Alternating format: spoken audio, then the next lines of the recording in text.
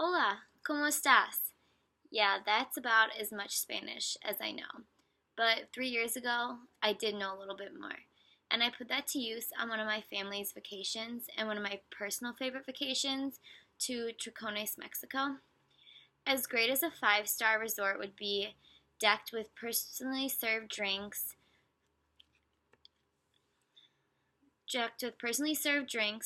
lines of buffets, and instructed Latin dances, I'd like to argue that this vacation was much better. Not only did I bond with my family, as well as try to communicate our way around the island with our broken Spanish via island taxi, which really wasn't a taxi at all. It was most of the time a truck, which was a dual purpose food delivery truck decorated in fresh bananas hanging from the back. But I learned a lot about myself and the locals' life and the diverse culture that I wouldn't have learned or experienced in a gated luxury resort. The first memory I have is driving to the quaint village of Tricones. Our way too small plane landed in Zihuatanejo, which from there we were picked up by a taxi. Again, not really what you'd think a taxi would look like.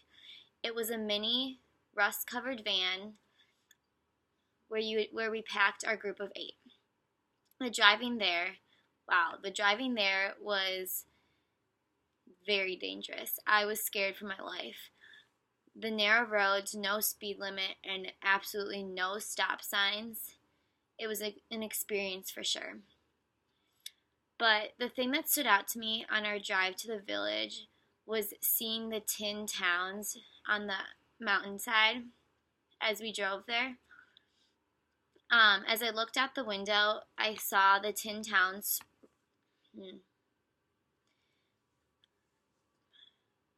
But the thing that stood out to me on our drive to the village was looking out the window. It was dark outside, and all I could see was the tin towns sprawled over the side of the mountain, each lit up by a little street lamp type thing.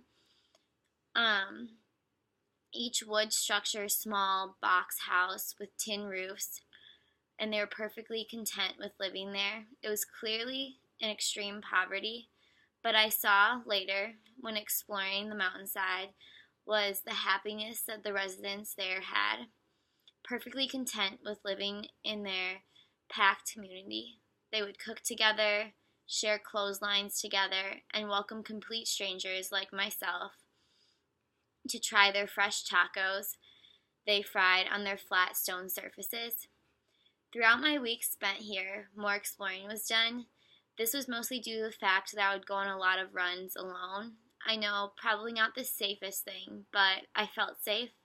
Although the streets were scattered with wild dogs, and the occasional cars would speed by without a care in the world that I was literally 2 feet to the side of them, the people there made me feel safe.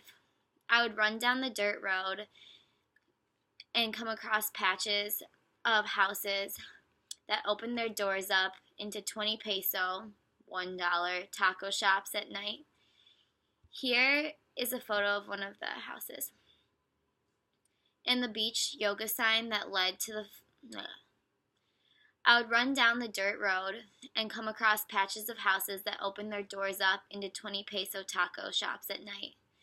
And the beach yoga sign that led to a fluorescent home with a mother of 5 with 5 little blonde surfer children who spent their days on the beach. That is the life that I would want. But before leaving, I had the opportunity to cook a meal with one of the chefs at a restaurant, on the local beach restaurant. Being the foodie that I am, this was very exciting for me. Now, this wasn't just great because I had to cook a meal with a chef and learn his cooking techniques, but it was also a test for myself and my knowledge. He didn't speak any English. He could understand English most of the time, but he could only speak Spanish back to me, and I could understand it and try to construct a half English, half Spanish sentence back to him. So it was really hard because I was nowhere near fluent in Spanish. But together we helped each other through lots of hand motions and speaking very slowly, we figured it out.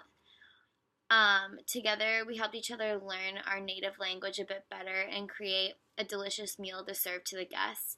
This pushed me past my boundaries and I challenged myself, but I also learned a lot about myself and the different culture I was immersed in.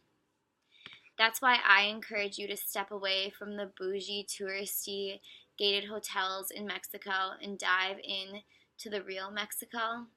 What it means to travel to a different country, to experience their culture, and to be forced to communicate on their level and in their language. We can learn so much about the world and ourselves if we step outside our comfort zone and into the realm of others.